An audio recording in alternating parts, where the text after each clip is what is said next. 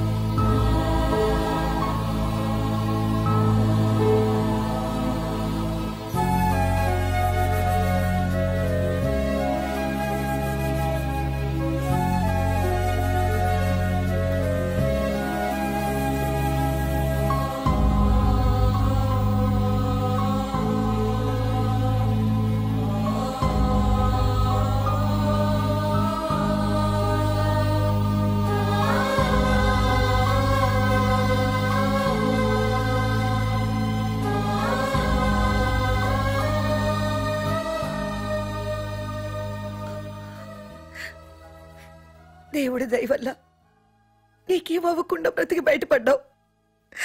నీకేమైనా అయ్యుంటే మేమంతా. ఊరుకో అమ్మా, ఏం కాలేదుగా. నువ్వేనే చెప్పు నాన్న.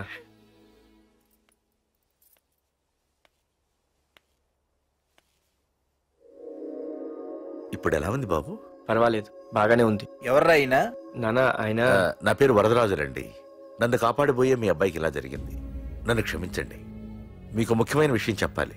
అందుకే మిమ్మల్ని వెతుక్కుంటూ ఇక్కడికి వచ్చాను. మీ అబ్బాయిని పొడిచింది నన్ను చంపడానికి వచ్చిన వాడు మాత్రం కాదు.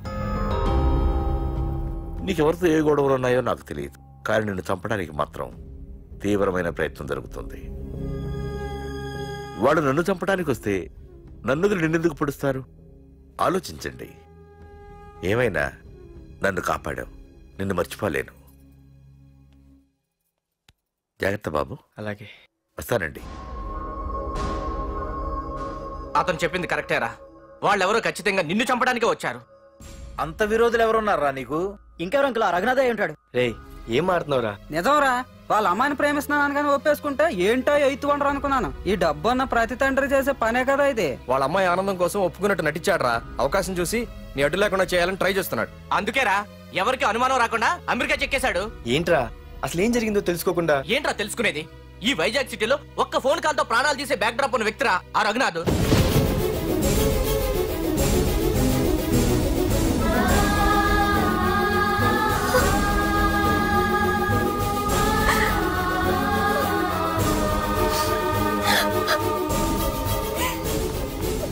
ఏంట్రా వాడిని వేసేసారా? సార్ అది లాస్ట్ మినిట్ లో వాడు బతికిపోయాడు సార్. ఒక్కడిని చంపలేకపోయారు. నా దగ్గర ఎంతో మంది ఉన్నారు. మీరేదో ఎక్స్పర్ట్స్ అని ఆ పని మీకు అప్పగించాను. పనికిరాని వెధవలారా. అది కాదు సార్. పెట్టరా ఫోను.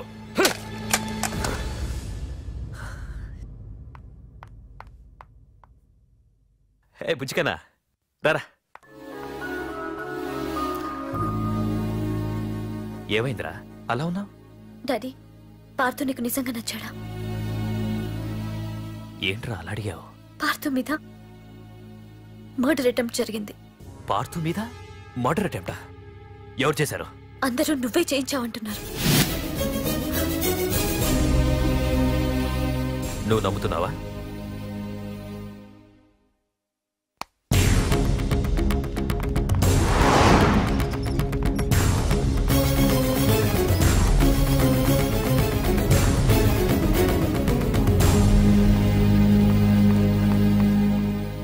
పార్థు, నిజంగా నిన్ను చంపించాలనుకుంటే ఇప్పటి వరకు కాదు, ఏ రోజు నా ఇంటికొచ్చి నా కూతుర్ని ప్రేమిస్తున్నానని చెప్పావో ఆ రోజే చంపించేవాణ్ణి.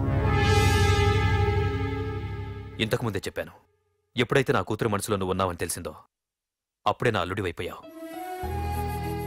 ఇప్పటి వరకు నా కూతురు కంట్లోంచి ఒక్క డ్రాప్ కూడా రాకుండా పెంచాను.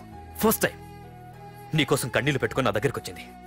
ఎవరేమనుకున్నా పర్లేదు, కానీ నా కూతురు నన్ను అనుమానించింది. No more hesitation. రేపే మీ ఇద్దరికి ఎంగేజ్మెంట్. అదేంటి అంకుల్, నా మీద ప్రేమతో అలానేసి ఉంటుంది.